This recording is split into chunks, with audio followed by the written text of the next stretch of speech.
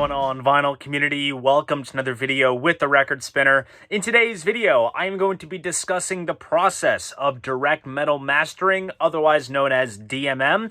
While traditional vinyl manufacturing involves lacquers and various stages of electroplating processes, this particular method is rather unique and certainly has its advantages. This video will dissect how the process is utilized in vinyl manufacturing, the perks and drawbacks, as well as some examples of direct metal mastered records in my vinyl collection. So enough of the chit chat, let's jump into what this video is all about. DMM was founded by Teldec and Newman in the late 70s and is a technique that allows groove cutting to be done on copper instead of a lacquer.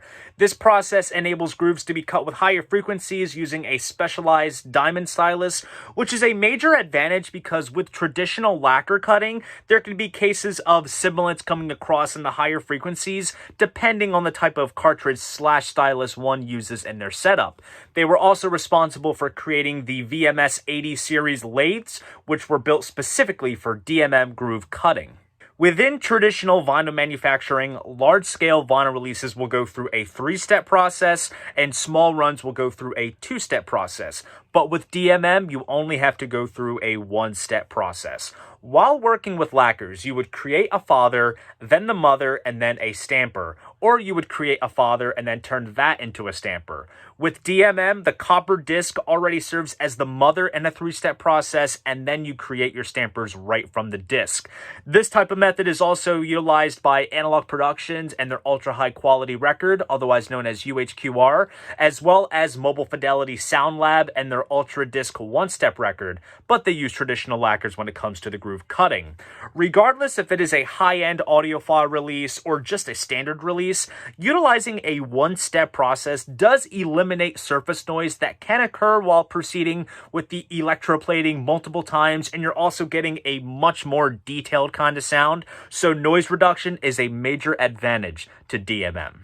Since the surface of the copper disc is so rigid after groove cutting, the amount of adjacent groove print-through sounds, otherwise known as pre-echoes, are limited, where you faintly hear the preceding groove before the stylus hits it. It could be a print-through from the tape if tape was used during the groove cutting process, but in modern vinyl manufacturing, digital sources can be used often, and it's definitely a case of those pre-echoes. Now, traditional lacquers do have a soft surface compared to the hardness of copper, so it enables those pre-echoes to occur more in some cases.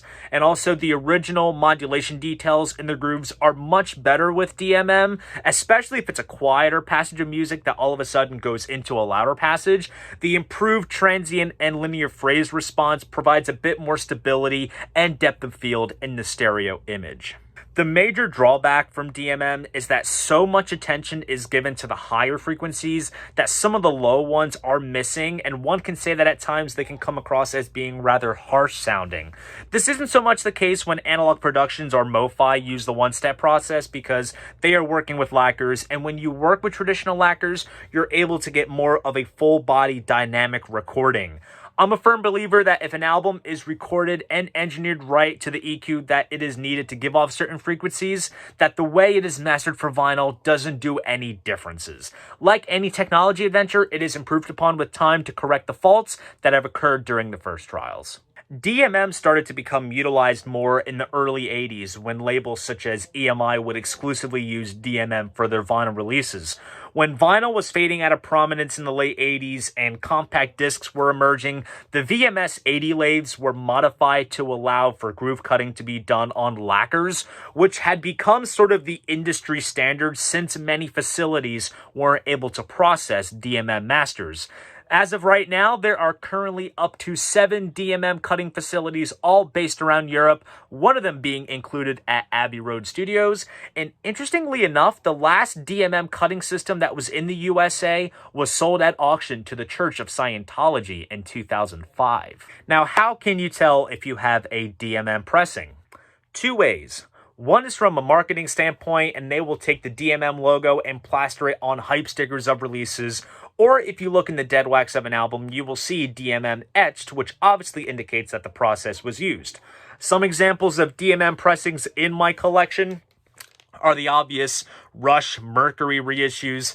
These sound absolutely fantastic, and some say that they blow away originals. Of course, it's all subjective, but these sound absolutely awesome. And then Weezer reissued several of their albums back in 2016, I suppose in an attempt to break out of the MoFi audiophile pressings and OG copies that were just fetching high price tags to a more convenient and accessible level. These usually run about $15 on average. They used DMM for the cutting process, and I am quite pleased with how these sound. Another reissue series that underwent the DMM process was the Rolling Stones EPCO catalog. In 2003, when they reissued and remastered the catalog for standard and super audio CD, they did DMM vinyl editions, which also used the DSD process, which is used for manufacturing super audio CDs, and it takes more detail from the source material, and these sound truly sensational. And last, I want to discuss the pressing plant GZ Vinyl in the Czech Republic. Now, they will press records if they are supplied with lacquers from the mastering studio. They also have a mastering facility within the plant, and for any records that are mastered there, they solely use DMM. The plant goes by this specific matrix system, so if there are no indications of any mastering engineer or any other etchings, the chances are it is indeed a DMM pressing. So there you guys go. That is my discussion on the process of direct metal mastering, otherwise known as DMM. I really hope you guys found this video to be informative and enjoyable. And if you did, please go ahead, give this video a like and subscribe to the channel. And if you want to support this channel, be sure to check me out on Patreon. See you guys in the next video. And most importantly, keep the records spinning.